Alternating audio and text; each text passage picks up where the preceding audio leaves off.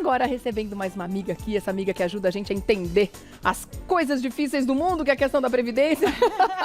Tudo bem, doutora? Tudo ótimo. Tudo bem. Deixa eu passar para cá, a doutora Maria Faió, que está com a gente, para falar de mudanças. A Previdência Social é uma beleza, né? Um samba que às vezes a gente fica assim, né? Como é que eu danço? Vamos lá. Porque as regras ficam mudando com uma certa frequência, né? Eles não dão uma folga.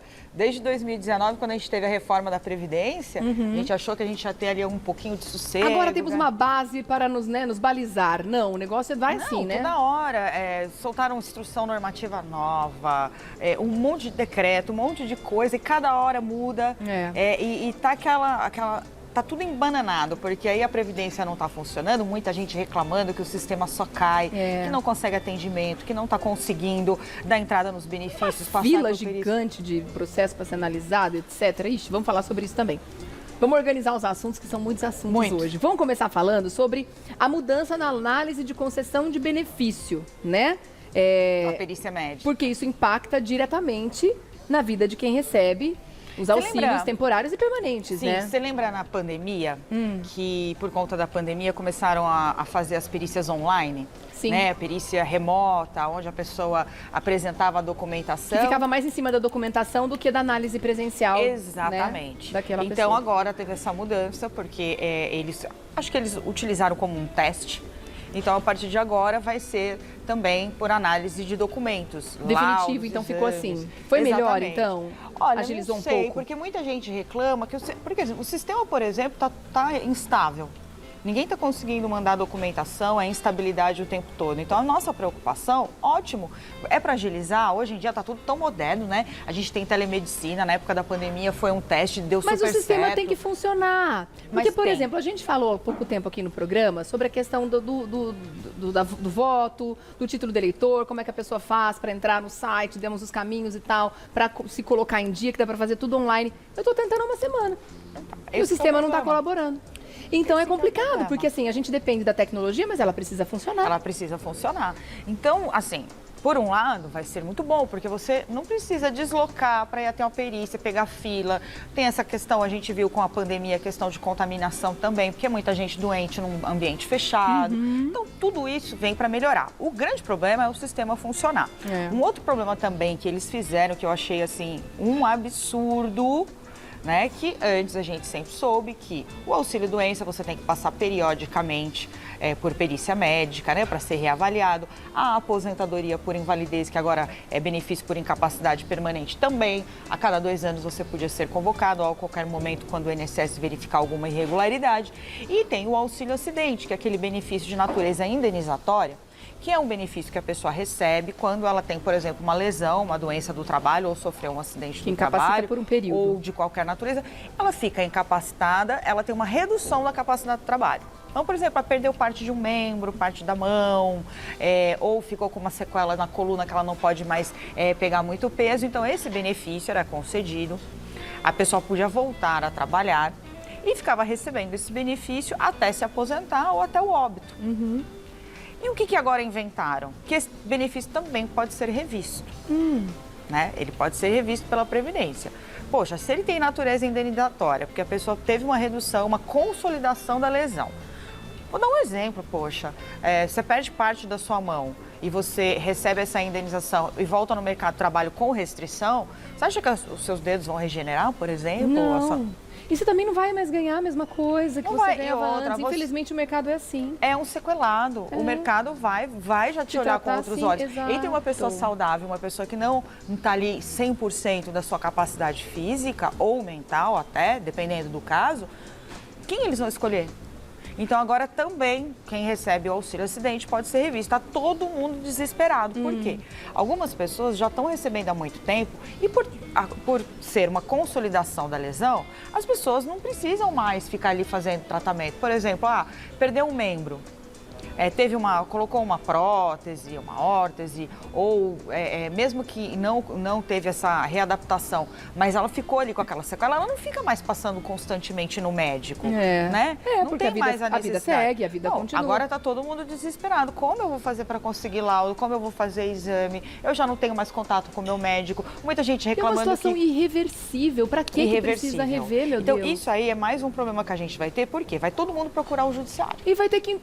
Vai entupir as perícias e toda essa análise que já não é uma agilidade que a gente gostaria de ver. Exatamente. Vai ter uma demanda ainda maior. Existem sequelas que elas consolidaram e pronto, não tem. Você falou, amputação de um membro, não vai crescer de novo. Não tem como reverter. Quer dizer, ela já está sequelada, ela já perdeu, ela já teve a redução da capacidade de trabalho, ela já perdeu grande parte da capacidade de trabalho. É claro que a pessoa se adapta, né? Sim. Ela consegue, de repente, melhorar a produtividade dela e tal, e ótimo para ela. Só que ela sempre vai ter uma dificuldade a mais do que um trabalhador que está 100% Mas para efeito de previdência social não muda nada. Exatamente. Que loucura, muita loucura. Então, assim, a impressão que dá é que tá tudo embananado. Né? Eles querem facilitar tudo, mas por outro lado, eles também estão pegando. E é uma minoria, gente. Não são tantos benefícios, gente. Não impactaria, é uma parcela, né? Não impactaria nada. A gente tem problemas muito mais, assim, graves. Né? A gente tem o pós-Covid aí, pessoas que estão sequeladas, que a gente não sabe por quanto tempo vão ficar. Pessoas com problemas respiratórios, não sabe nem com pânico. Muita gente adquiriu problemas psiquiátricos, psicológicos por causa da pandemia. Pessoas que estão com fadiga extrema, gente com problema respiratório, tudo do pós-Covid, que estão aí recebendo auxílio-doença, alguns até se aposentaram e a gente não sabe por quanto tempo, porque a gente não sabe, uma doença nova, a gente não sabe como é que essas pessoas vão se comportar daqui em diante. Então, essas sim, talvez ir fazendo a perícia, um acompanhamento, até com uma forma de estudo, porque a Previdência ela tem que fazer um acompanhamento até para o futuro e tudo mais. Para as estatísticas balizarem as decisões futuras, Exatamente. Agora, auxílio acidente, né, de pessoas que estão com lesões consolidadas, já é meio crueldade, né? Não faz sentido nenhum. Não faz nenhum. Se fosse assim, tá sobrando gente, tá sobrando tempo, né? Tudo bem, mas não é o caso. mais nada para fazer. Tanto é que vão abrir concurso, aí mais de 7 mil vagas, porque não tem gente na Previdência para atender toda a população que depende do INSS para benefício, para aposentadoria, para pensão. Então é um absurdo isso, né? Revisão para aposentadoria por invalidez pode gerar aumento de 40%. Isso daí tá dando o que falar. Conta. Muita gente, com a reforma da Previdência, a gente falou muito disso aqui, foi em 12 de novembro de 2019. Muita coisa mudou, muita gente pega de surpresa, várias regras de transição. Uma das mudanças foi o cálculo da aposentadoria por invalidez. A aposentadoria por invalidez ela é calculada 60%, mais 2% para cada ano trabalhado. Com mínimo de 20 anos de contribuição para os homens, 15 para as mulheres. Então, aí o que acontece? Vou dar um exemplo. Um homem tem 22 anos de contribuição. Ele já pega 60%, como ele trabalhou 2 anos ali a mais, ele vai ganhar mais 2% e vai pegar apenas 64% ali da média. E da média inteira, porque antes excluía os menores, agora não tem mais isso. Né? Uma mulher, por exemplo, com 15, coitada, ela vai ficar só com 60%, nem os 4% a mais ganha. E aí, qual que é, assim, a injustiça tremenda? Antes de se aposentar, geralmente, assim, mais de 90% das pessoas, elas ficam em auxílio-doença. Primeiro, eles ficam afastados por auxílio-doença para verificar se aquilo vai progredir ou não e depois aposenta. O auxílio-doença é 91%. E aí, quando a pessoa aposenta, passa a ganhar menos. Ganha menos. Gente, mas não faz o menor sentido. E é injusto. Claro. Não pode ter redução, isso é inconstitucional. Então, assim... É como se fosse uma redução de salário. Então, quem aposentou por invalidez do dia 13 de novembro em diante, 13 de novembro de 2019 em diante, estava recebendo auxílio-doença, estava recebendo mais e rebaixou, pode entrar com ação. Dependendo do caso, vai ganhar a revisão. E tem jurisdição em cima disso? Já tem. O sul do país, que sempre é sai na frente de tudo lá, o pessoal realmente, essas questões previdenciárias, eles estão muito mais avançados. Que bom. Já tem decisão favorável. E, gente, pelo amor de Deus, qualquer um, mesmo que não conheça de lei, é matemática e é questão de justiça. Você está recebendo auxílio-doença, você ganha mais. Se aposentou, você ganha menos. Quando você mais vai precisar, Porque aí você não tem mais escolha, você aposentou. Isso acontece com quem aposenta normalmente. Quando você sai do mercado de trabalho e entra na aposentadoria, você vai ter uma queda. Uma queda. É como se você estivesse na mesma empresa já. Exatamente. Porque você já está recebendo um benefício. Exatamente. Seu raciocínio é perfeito. E uma redução de salário, é como se gente. você estivesse na empresa e de a repente, gente sabe do que nada, não pode... eles querem te pagar menos. Exato. Exatamente Não faz sentido nenhum. Então, prestar atenção, viu, pessoal de casa? Aposentou por invalidez, que agora é benefício por incapacidade permanente.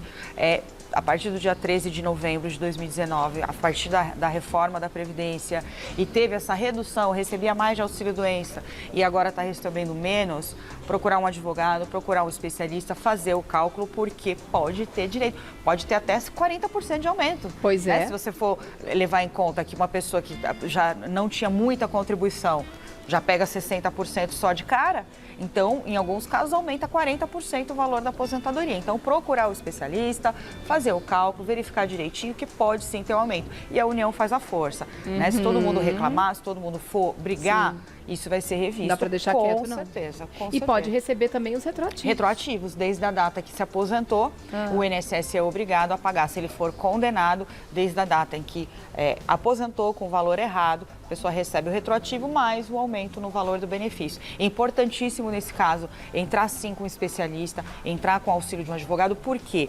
Tese nova, né? É uma coisa que vai ter que ser muito bem rebatido, vai ter que apresentar cálculo, e 2, o INSS vai recorrer. O INSS, e na hora do recurso você vai ter que contratar um advogado. Então, para não ter custo depois, já contrata desde o início. Os advogados, a maioria dos advogados da área previdenciária, eles ganham no êxito. Então, é muito importante, nesse caso, principalmente por ser uma coisa nova, uma tese nova, e está tudo mudando, ter o auxílio de um advogado. Tá, bom, como sabendo que vai ter recurso, então, né? Eles não vão aceitar assim tão fácil, né? Aí o INSS, se administrativamente eles já não estão respeitando prazos, já estão, a gente sabe que é de 30 a 45 dias no máximo a análise de um benefício. Eles estão demorando, em média, aí, às vezes, quase um ano para analisar. Sim. Né? Como é que a gente faz? Ou você entra na justiça... E o INSS está respeitando a Constituição, gente? Como é que faz? Como faz? E questão de humanidade também, né? A gente vem aí de uma pós-pandemia. As pessoas fazem nesse meio tempo. Pandemia, todo mundo ficou tão largado, tão assim, perdido, sem conseguir benefício, sem emprego, gente tentando se aposentar porque já estava na época e era uma forma de ter uma renda, um desrespeito com o trabalhador, do sistema, que tanto paga, tanto contribui, né? E a gente não pode aceitar isso. Não, de fato não, concordo. Tendo perguntas a respeito desses ou outros assuntos envolvendo a Previdência Social, mande aqui no @Revista da Cidade TV. Aproveite que a doutora Maria Faioc está ao vivaço aqui para nos ajudar a entender essas questões difíceis, que já não são fáceis, ainda são difíceis, né? Porque eles dão um jeito de dificultar um pouquinho mais. A gente ri para não chorar, mas tem um assunto 3 aqui que fala dessa fila, né? São 700 mil brasileiros aguardando na análise do INSS. O número está maior já? Já está bem maior. Certeza, aí né? o que acontece? Eu ouvi falar de 1 milhão no rádio. O INSS, esses benefícios não estão sendo analisados. Aí, quando são analisados, a maior parte estão sendo indeferidos, ou seja, negados pela Previdência. E aí o trabalhador, na ingenuidade, acaba entrando com recurso, que na regra 30 dias para ser analisado, só que não está demorando 30 dias, é muito mais. E como contestar esses atrasos? Olha, nesses casos, assim, passou do prazo, né, que é 30 a 45 dias. Passou desse prazo, ingressar judicialmente. E na justiça falar, olha, é o seguinte, o INSS não está cumprindo o prazo legal para analisar e concluir o meu processo de benefício. O juiz vai determinar um prazo para que o INSS faça isso, e se o INSS não fizer, quando for concedido, tem que pagar os retroativos com juros, com correção. E, em alguns casos, tem juízes dando indenização, inclusive. Eu ia perguntar isso. É utopia pedir aí um dano moral, alguma coisa nessa linha? Tem que pedir tudo porque, infelizmente, as coisas só funcionam aqui no Brasil quando as pessoas sentem no bolso. Quando mexe no bolso, é fato. Quando mexe. Quando você aplica uma multa, quando você aplica ali uma penalidade, aí as coisas começam a funcionar. Por que muitas vezes questões de consumidor, do direito de consumidor, acabam funcionando, né? Porque a gente vê PROCON aplicando multa, a gente vê juiz dando indenização por dano material, por dano moral, né? Muitas coisas a gente teve, por exemplo, recentemente aí, rede de fast food, por exemplo, tendo que tirar produto, né, da sua grade, do seu cardápio. Exatamente. Por quê? Porque sabe que vai ter indenização. Sim. Só que isso aí não tem contra o governo, né, contra os entes públicos, isso ainda não está enraizado. Isso ainda tem o peso que deveria, né? Não deveria. Só que tem juiz que já percebeu que isso só funciona assim. Então, tem juiz que está mandando ordem de prisão, falando para o funcionário do INSS, olha, ou você faz, ou você cumpre, sob pena de prisão. Tem juiz já aplicando indenização. Então, quando começa a penalizar, as coisas começam a andar. Só que, por outro lado, também eu penso nos funcionários do INSS, que infelizmente também, a gente sabe, está abrindo... Também vai tão... abrir. Então, né? Pouca gente. O INSS sucateado não tem equipamento, mudança de legislação, pouco funcionário. É um sistema que vem para tentar ajudar e atrapalha, porque não funciona Exatamente. direito. Então, talvez, aplicando essas penalidades, né, quem sabe lá os sindicatos de classe deles, né, as entidades consigam, junto ao governo federal, uma melhoria na situação desse atendimento. Mas que ponto a gente chega, né? Tá complicado. Tem que ser na base da força da caneta mesmo, né? Porque o que está escrito na Constituição parece que já não vale, né? Que loucura isso. Eles desrespeitam tudo. Que loucura. Infelizmente é assim. E se a gente não brigar, por isso que eu falo, união faz a força. A gente falou da revisão, né, da aposentadoria por invalidez. Se todo mundo que teve o benefício diminuído, que é injusto, for lá e brigar, a gente vai acender a gente organiza esse negócio. A gente organiza, claro. A união faz a força. Ó, eu vou dar um recadinho e na volta, a pergunta da Márcia aqui pra você, ó. Ela disse que o INSS parece um eterno filme de terror. Ela é aposentada por invalidez permanente, ela teve pólio, tem 64 anos. Ela quer saber se ela corre o risco de perder a aposentadoria dela. Daqui a pouquinho eu volto e você responde, por favor. Voltando aqui na pergunta da Márcia, um beijo, minha querida, obrigada, viu, pela companhia de sempre. Ela quer saber se ela corre o risco de perder a aposentadoria dela, que é por invalidez permanente. Ela tem 64 anos e teve pólio. Então, na verdade, assim, o INSS a cada 2 anos ele pode, né, fazer a revisão dos benefícios por incapacidade permanente. Principalmente se for verificada alguma irregularidade e tudo mais. Por causa da idade e também pelo tempo de aposentadoria, pode não ser convocado. Eles costumam convocar quem?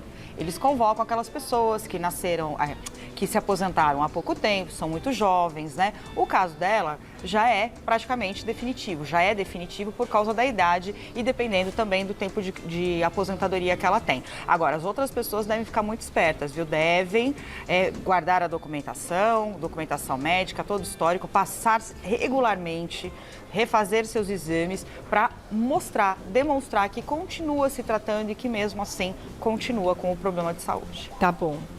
Boa sorte, Márcia, querida. A Helena diz assim que não funciona o sistema, as pessoas que trabalham lá não têm nenhuma empatia, diz que é complicado demais. Aí o Matheus aqui, a ideia do governo é pagar a aposentadoria por pouco tempo para o cidadão, que logo em breve terá que trabalhar até seus 80, 90 anos, né? Que é a expectativa de vida para conseguir a tão sonhada aposentadoria. Tem uma pergunta aqui que eu vou pedir para você, inclusive, nos traduzir. Deixa eu ver qual é o nome da pessoa aqui. Traduzir a Vênera. Que ela colocou alguns termos aqui que eu dei uma boiada, tá? MP 1113/22 não precisa ser votada e aprovada primeiro? Ela diz que recebe AA, B94, há mais de 20 anos. O que foi transitado e julgado, tipo a coisa julgada, concedida judicialmente, o que foi validado pode ser mudado? Então, essa vai ser uma discussão jurídica. O que é o A? A é auxílio acidente. A MP que ela está falando é a MP justamente que veio modificar tudo isso, que incluiu o auxílio acidente nos casos de revisão administrativa. O que se sabe é que, mesmo com ordem judicial, o INSS tem revisto todos os benefícios que ele entende que podem haver ali uma recuperação da capacidade de trabalho. Obviamente que casos como o dela, que foi um benefício concedido judicialmente, se ela for convocada, ela vai ter que questionar isso. É uma decisão judicial, né, e não poderia ser modificada. Mas já tem também entendimentos nos casos de auxílio-doença e de aposentadoria por invalidez, que mesmo quando a pessoa se aposenta judicialmente, o INSS tem o direito de convocar. Então, como isso agora veio numa medida provisória, que o nome já fala, é uma medida provisória, ela vai valer provisoriamente. Depois, claro, ela vai seguir os trâmites do legislativo e tudo mais, vai para a sanção. Só que a gente sabe que muito da nossa legislação é política. Essa medida provisória, ela está aí funcionando, porque, óbvio, politicamente já teve tudo isso, foi acordado ali entre os partidos, entre a oposição, entre a situação. Então, significa que isso aí vai permanecer. Muito provavelmente, é quase certeza. Tá. Então, é uma medida provisória, a gente tem que cumprir enquanto ela está em vigor. Tá bom. A Ana Laura tem 71 anos, ela tem 15 anos de contribuição. Ela quer saber se ela já pode dar entrada na... 71 e 15 de contribuição. Isso. Pode, já até passou, né? Passou, Esse ano, 61 anos e meio. Lembra que com a reforma da Previdência teve uma tabelinha progressiva, se aposentava com 60 anos mulher, depois 6 meses a cada ano. Nesse ano agora de 2022, 61 anos e meio. Ano que vem, 62 anos e fecha a tabela. Tá. Aí vai ser sempre o mínimo 62 anos de idade, com 15 anos de contribuição. Podia ter entrado já. Ela já poderia ter entrado. Tá bom. 71 anos com 60, ela tá com 15 anos de contribuição, ela já está perdendo tempo e dinheiro. Nesse caso, pede retroativo? Não. Não. Não. É só a partir de quando da entrada. A partir do momento do requerimento. Tá. Então, ela deu entrada, a documentação toda foi apresentada. A partir do momento que tudo é apresentado, tudo certinho, pronto. Tá bom. Ali que vale. Tá chovendo pergunta aqui, ó. A Josi quer saber o seguinte: posso perder o benefício de acidente de trabalho que recebi a partir de 2019, mas nem recebi o retroativo ainda? Ela entrou com pedido em 2015. Então, é aquilo. Pode ser revisto, que é perder. O INSS pode te convocar e se verificar que você está com condições de voltar ou de ser reabilitada, ele pode sim cortar o benefício. Mas aquilo que está lá de retroativo, ele não pode te tirar. Porque ele pode, por exemplo, te convocar e falar, não, a partir de agora está cortado o benefício. Mas o retroativo é direito dela e ela vai receber. Pode demorar, mas vai receber. Vai tá. receber. A Angélica, boa tarde, querida. Minha mãe recebe o LOAS há mais de 10 anos. Ela pode entrar com pedido de aposentadoria? Ela está com 62. Depende, tá? Depende. Se ela já tem os 15 anos de contribuição, que é o tempo mínimo para se aposentar, e mesmo recebendo LOAS, ela pede a baixa do LOAS e pede a aposentadoria. Tem muita gente que faz o seguinte, não tem o tempo para se aposentar, mas preenche os requisitos lá do LOAS, a Lei Orgânica da Assistência Social, né? Pede o benefício e fica recebendo. E durante o período que está recebendo, paga como dona de casa de baixa renda, paga como segurado facultativo para complementar. Continuar contribuindo. E depois pedir a conversão em aposentadoria por idade. Então tem que ver quanto ela contribuiu. Então, se ela tiver os 15 anos de contribuição e no mínimo, né, 61 anos e 6 meses de idade agora... Ela já está com 62. Então, ela pode, mas tem que ter os 15 anos. A contribuição mínima de 15 anos, então, minha querida. Demétrios Francelli. Em relação à prova de vida, minha mãe é acamada. Ano passado deu um rolo por causa do C19. Esse ano falaram que não precisa mais fazer. Pergunto o que fazer. Tenho procuração e tudo. Então, não precisa mais fazer desde que tenha consistência nos sistemas. Por exemplo, fez uma consulta no SUS, renovou uma carteira de motorista, título de eleitor, votou, se vacinou. Então, o INSS vai cruzar esses dados para saber se a pessoa está viva ou não, e aí ele dispensa a pessoa da prova de vida. Aquelas pessoas que não tiveram nenhuma atividade com órgãos públicos que são interligados aí nesses sistemas, essas pessoas vão precisar fazer prova de vida, mas elas vão ser convocadas. E, segundo o INSS, segundo o ministro, o próprio INSS vai prover meios para que a pessoa não precise sair de casa, né? Vão fazer parcerias aí, talvez, com o correio, com alguma coisa do tipo, e a prova de vida vai ser feita na residência. Só aqueles casos onde não é localizado, a pessoa mudou, não atualizou o endereço, aí sim a convocação vai acontecer, ela vai ter que se deslocar. Como ele tem procuração, é só ele ficar verificando, né, nos recibos se ela vai ser convocada ou se recebeu alguma correspondência, mas não vai ter problema não. A pergunta da Dayana, que era justamente essa que eu estava vendo, Rô. Ela disse que a mãe dela se aposentou por invalidez permanente, porque ela tem esclerose lateral amiotrófica, que é uma doença que infelizmente não tem cura, né? Ela não teria que ter aposentadoria permanente, quer dizer, não tem cura, né? Então, é isso que a gente estava falando agora. A lei, por mais que a gente saiba que alguns casos são irreversíveis, a lei, nesse caso, ela não listou. Esse aqui não vai passar, esse aqui vai passar. Então, assim, pode ser revista a cada 2 anos. Então, no caso dela, mesmo que seja convocado, eles não vão cortar. Não é possível que vão fazer uma coisa dessa. Então, assim, mas a lei tem que ser cumprida. Como fala, a cada 2 anos ou a qualquer momento, quando verificada a irregularidade, é só manter, né? A gente não precisa ter pânico, gente.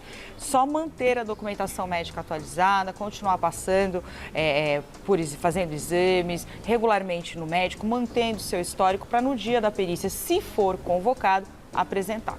Tá. Valdice, bom dia, lindona. Ela tem 52 anos. Ela foi aposentada por invalidez em dezembro de 2018 e após 4 anos de auxílio-doença iniciado em 2014, ela quer saber se a situação dela vai mudar, se tem chance de mudar.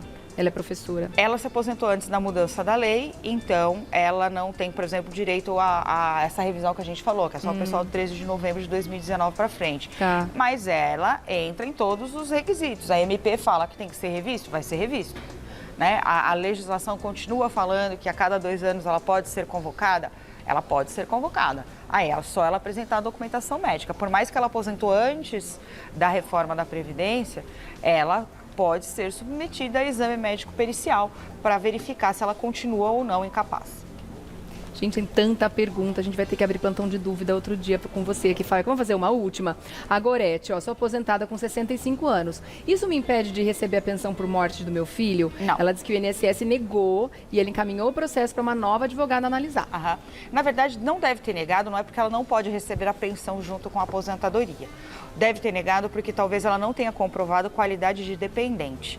Porque para você receber a pensão por morte do filho, tem várias regrinhas, né? Por exemplo, ele precisa não ter deixado nenhum dependente. Por exemplo, não deixou filho menor, filho inválido, ou uma esposa, ou uma companheira ou companheiro. E aí sim, passa para os pais. Desde que os pais comprovem que dependiam financeiramente desse filho. Então, se, por exemplo, provou que esse filho morava junto, que ele mantinha contas da casa junto, por mais que ela seja aposentada ou não, mas mostra que ali no grupo familiar ele também contribuía, ele também ajudava no sustento dos pais, da mãe ou do pai, ótimo, ela pode pedir. Então, muito provavelmente, a negativa não foi porque não pode acumular. A negativa foi porque ela não conseguiu demonstrar a dependência desse filho. Então, é bom que ela procure mesmo um advogado. Tem que procurar. Para que o advogado verifique se a documentação que ela tem é suficiente para fazer essa prova. Agora, a gente se solidariza com a dor dessa mãe, né? Além de perder um filho, ter que ter essa trabalheira burocrática toda. Difícil. Ai, ai, ai. Seria tão mais simples Pois se é. o filho pudesse ir lá e declarar? Sim, Olha, a minha mãe é minha dependente. sim. Né? Minha mãe eu não sei por que não fazem. Antigamente você podia declarar os dependentes. Poxa, fazem tanta modificação de lei.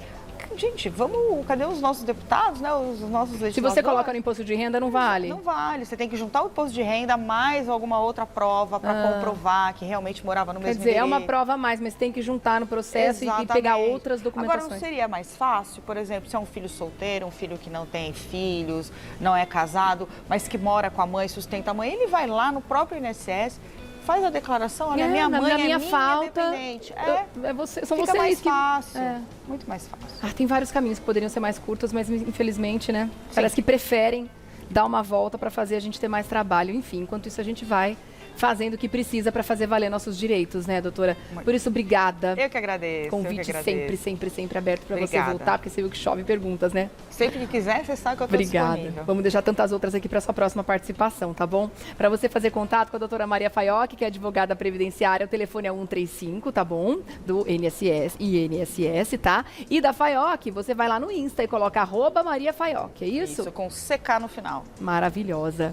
E as Marias, eu sempre tenho que perguntar no começo ou no final. Estão levadas, Que delícia. tão enormes. Eu imagino. Quase 4 anos já, Ai, parece que coisa voa, né? gostosa. Elas estão indo junto com a Liz, né? Então. Coisa boa. Legalzinha. Dá um beijo em cada uma. Tá bom, meu amor? Beijo, Obrigada. obrigada.